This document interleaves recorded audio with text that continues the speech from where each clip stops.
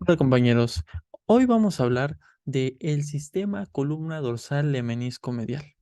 Todo comienza desde un receptor que se encuentre ya sea en la epidermis, en la dermis, en las porciones profundas de la piel y que posteriormente este receptor se une a su fibra nerviosa que ya veíamos anteriormente y esta fibra nerviosa llega hasta el ganglio raquídeo y este ganglio raquídeo penetra a través de esa fibra nerviosa hacia la columna dorsal de la médula espinal.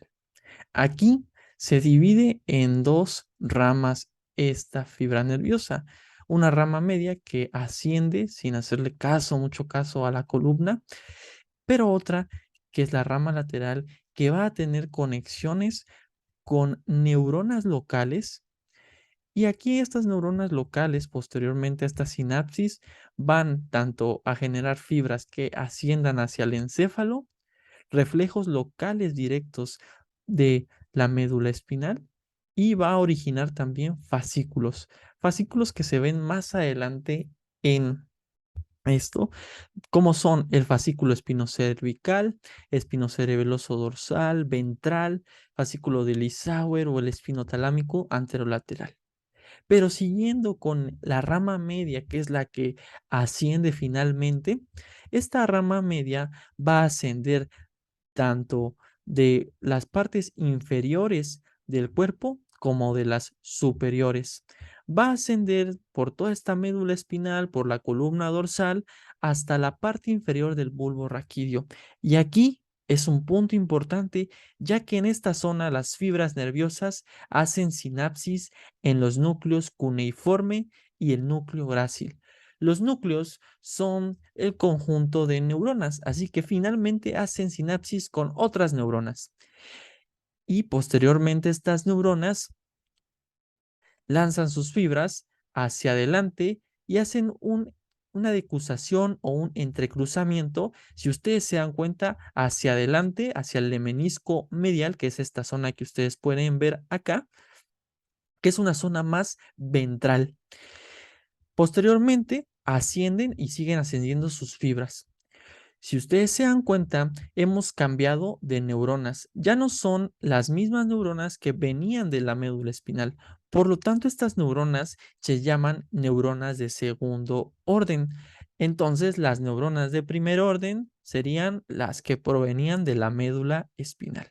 Es muy importante porque luego llegan a preguntarles, ¿cuáles son las neuronas de segundo orden? Ah, pues son las que se originan posteriormente a la sinapsis en el núcleo cuneiforme y núcleo grácil.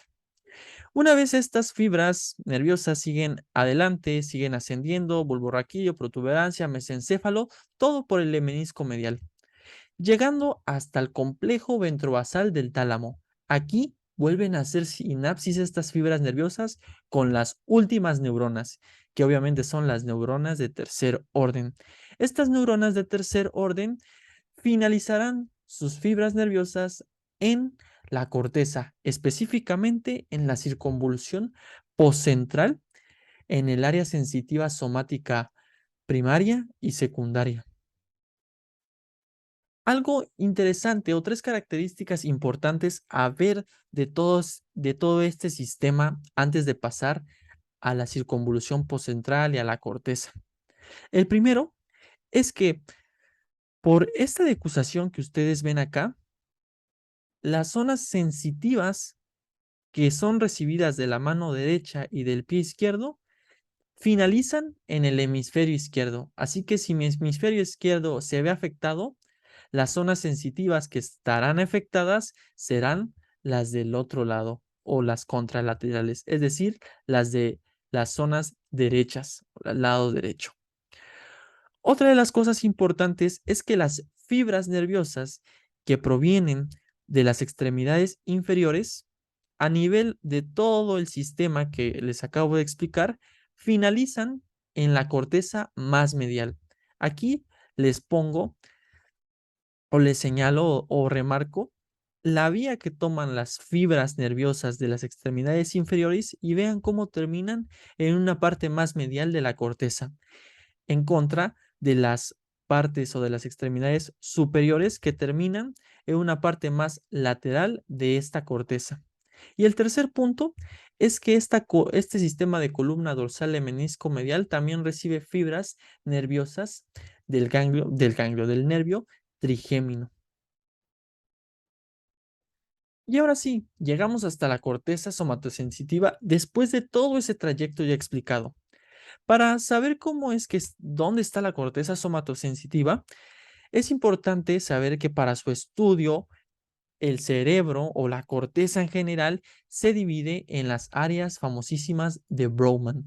Estas se han dividido así específicamente porque se ha tomado en cada uno de esos puntos de la corteza, se ha estudiado histológicamente y se ha observado diferentes funciones.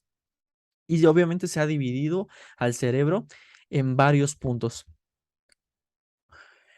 El cerebro, una de las cisuras que divide y es importante para describir al cerebro, es la cisura o surco central. Todo lo que se encuentra por detrás de la cisura surco central se engloba en el lóbulo parietal. El lóbulo parietal, como característica general que ya sabemos, se implica principalmente en todas las sensaciones sensitivas. Existe otro que está posterior al lóbulo parietal o por detrás de este, que es el lóbulo occipital, que detecta o le llegan las fibras nerviosas de la vista, el lóbulo temporal, que le llegan las fibras nerviosas de la audición, y el último es el lóbulo frontal, que principalmente la zona posterior del lóbulo frontal, la zona más posterior de este lóbulo frontal, engloba la corteza motora, que es la encargada de mover al cuerpo.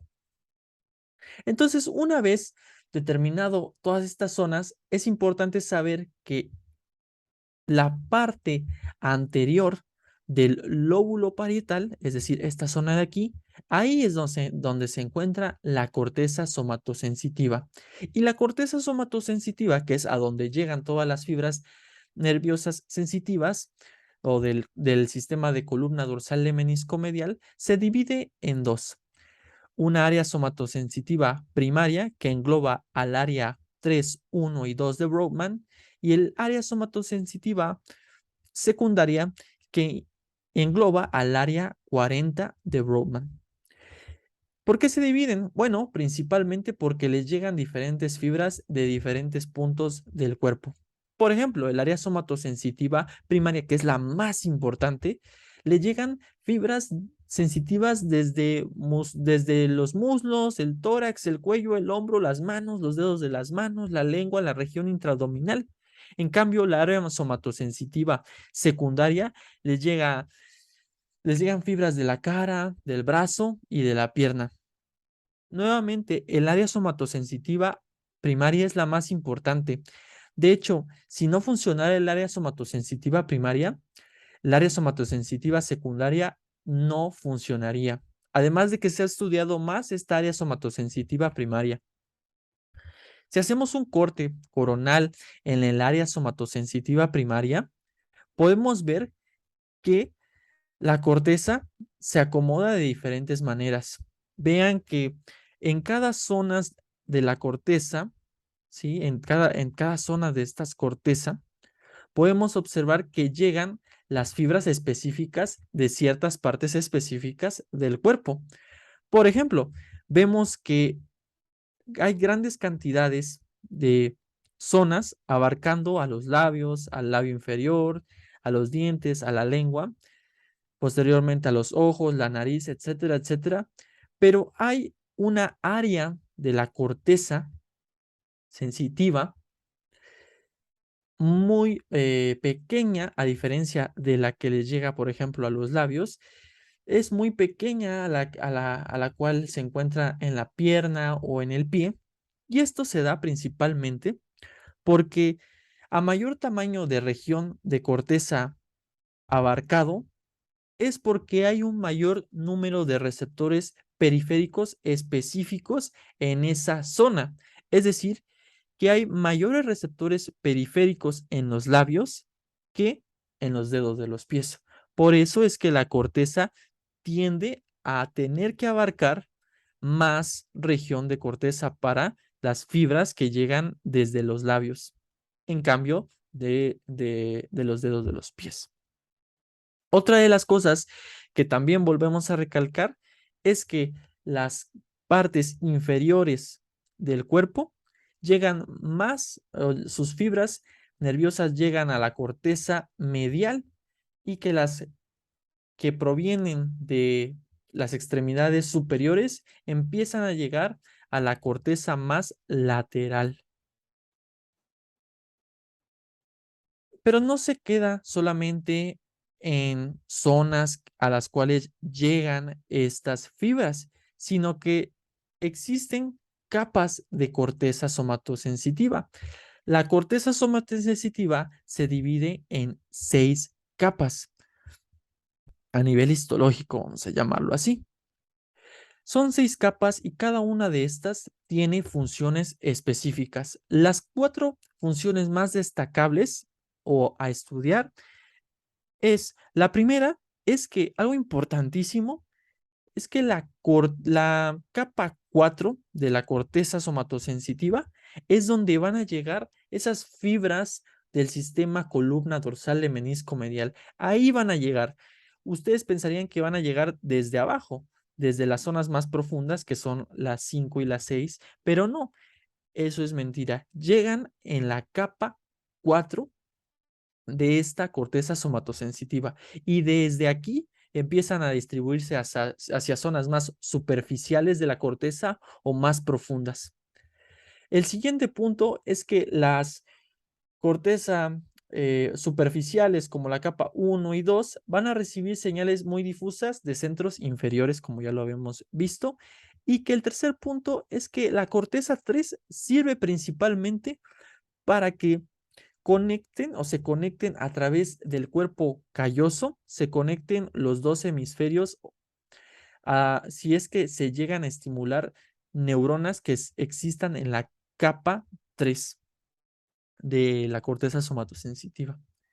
Y el cuarto punto es que las capas más profundas de la corteza somatosensitiva, como son las 5 y las 6, van a mandar axones a zonas aún más profundas del cerebro, como son los ganglios basales, el tronco del encéfalo, la médula espinal o el tálamo. Pero esto no se queda aquí. Además de dividir a la corteza por capas, también la corteza somatosensitiva se divide por columnas. Estas columnas sirven, o más bien son funcionales. Cada una de estas columnas recibe a diferentes fibras funcionales. Por ejemplo, esta columna que ustedes ven acá recibe a receptores de estiramiento de las articulaciones. Esta otra recibe a receptores táctiles pilosos y esta última a receptores de presión. Cada una de estas columnas tiene una medida, un diámetro de 0.3 a 0.5 milímetros y dentro de cada una de ellas existen más de 10.000 somas neuronales. Pero ¿cómo funcionan este tipo de columnas? Pues supongamos que llega una neurona, un receptor a la capa 4, que ya sabíamos que es que es donde llegan todo el sistema de columna dorsal de menisco medial y posteriormente se hace sinapsis con una neurona y esta neurona lanza su axón hacia una parte más superficial.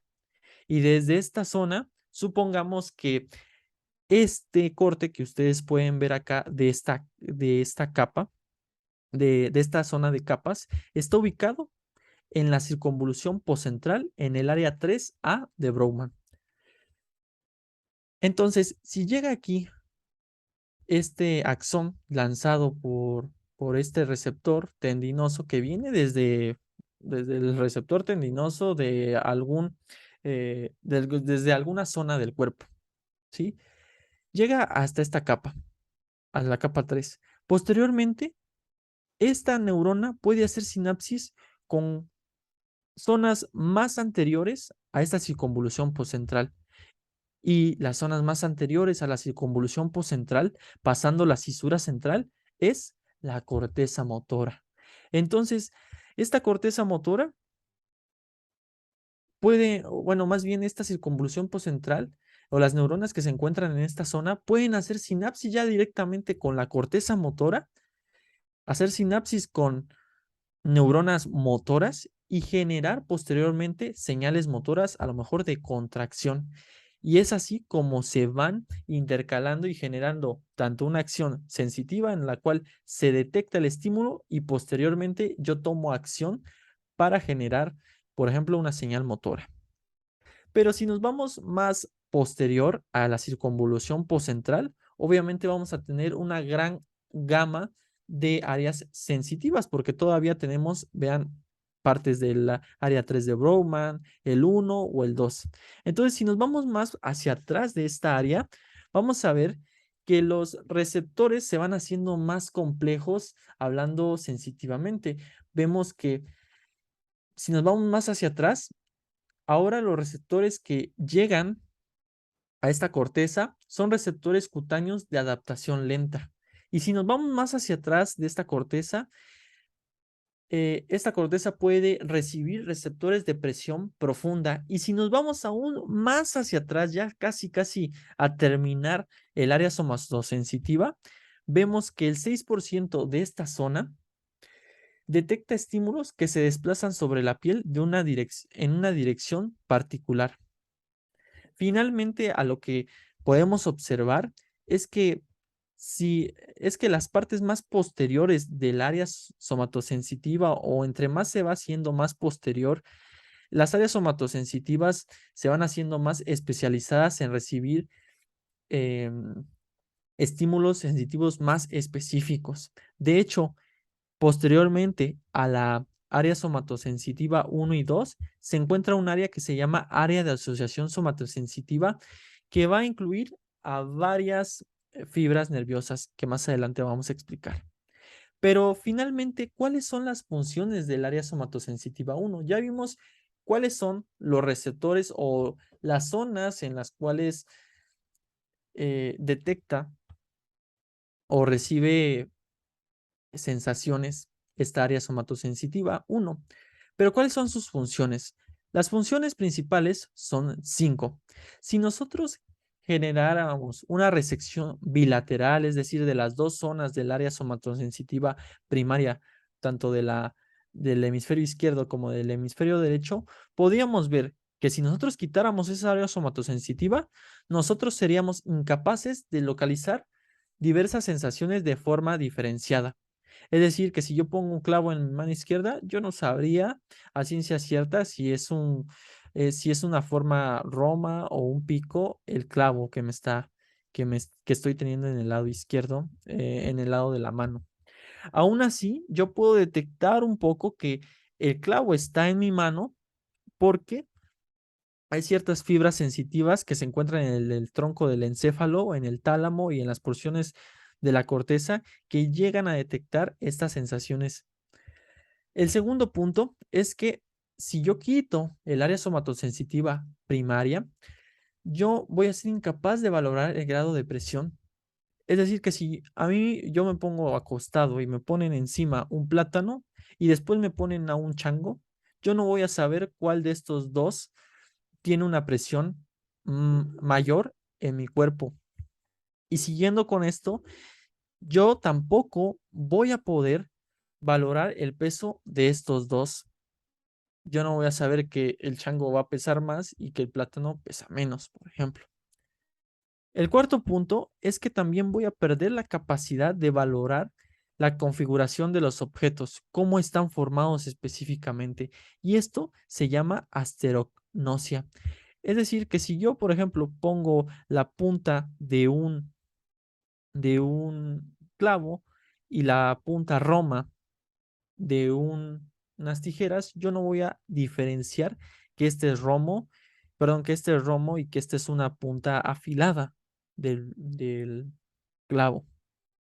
Y el último punto es que si yo quito el área somatosensitiva primaria, yo voy a ser incapaz de detectar texturas. Si yo pongo una roca y una pelota en mi mano, yo voy a ser incapaz de detectar que la roca es rugosa y que la pelota es lisa.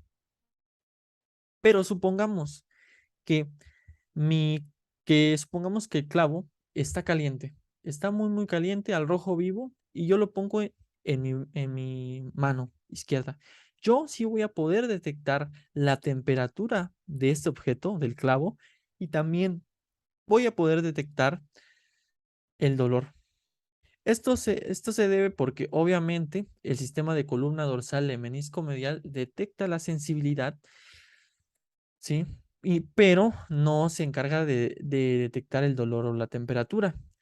Aún así, voy a detectar el dolor y la temperatura, pero no voy a detectar con gran precisión dónde está el dolor o dónde está aumentándose la temperatura en mi mano. Es decir, que si yo pongo, por ejemplo, el clavo en mi dedo pulgar, solamente si yo tengo el área somatosensitiva primaria activa, voy a detectar que precisamente el dolor proviene de mi dedo pulgar.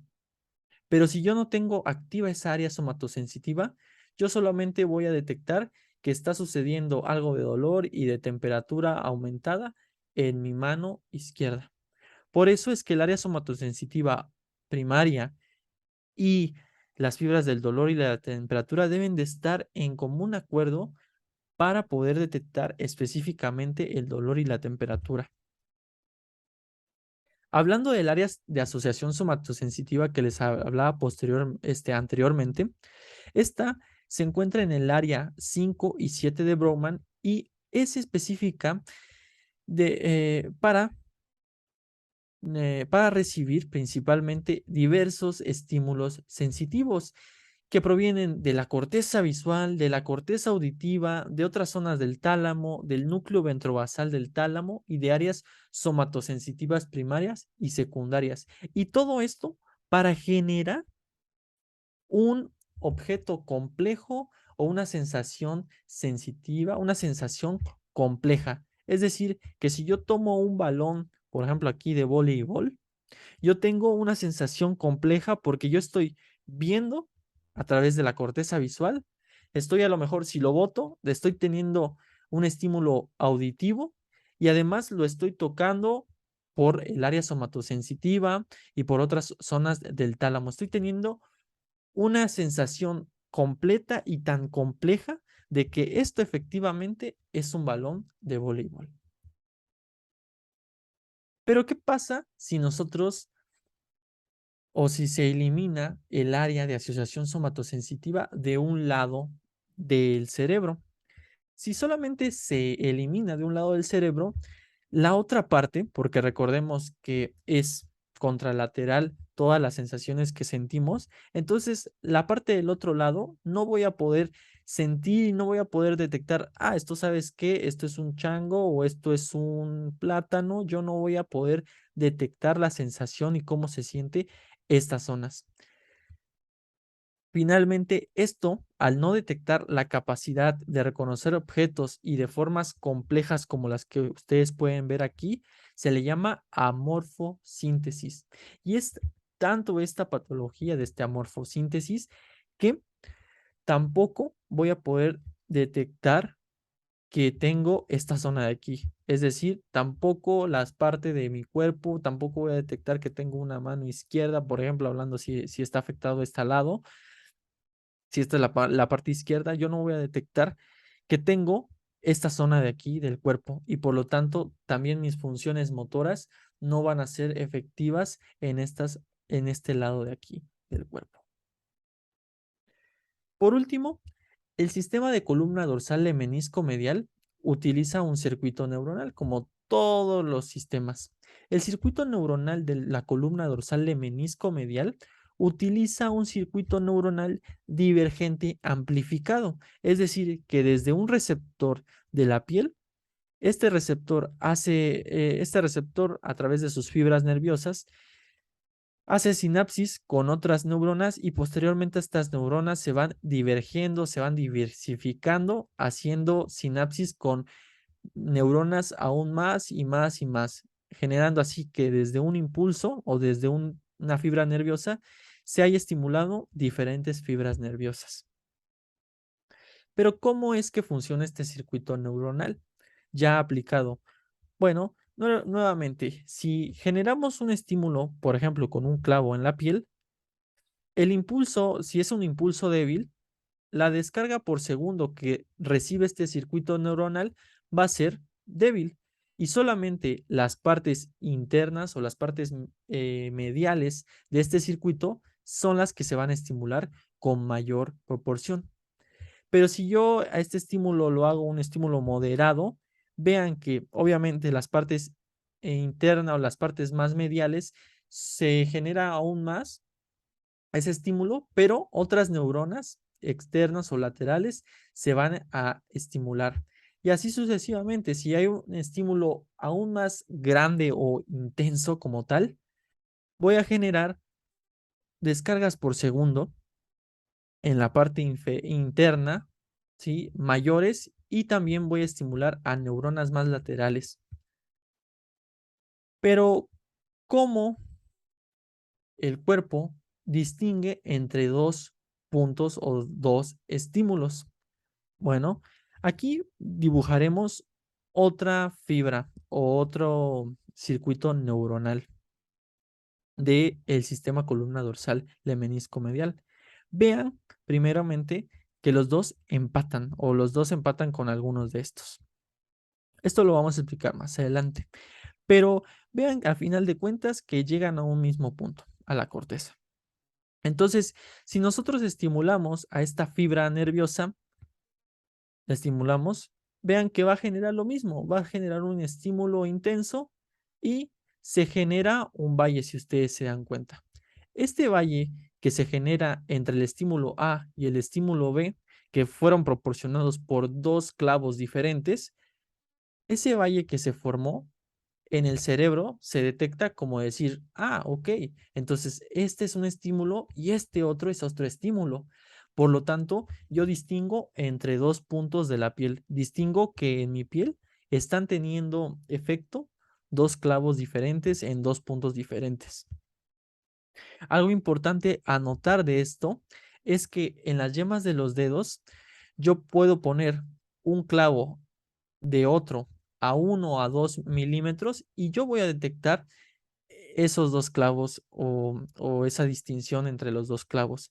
En cambio, para que yo detecte que existen dos clavos o dos puntos en lo que es la espalda, yo tengo que tener a los clavos en una distancia de 30 a 70 milímetros para que se puedan detectar.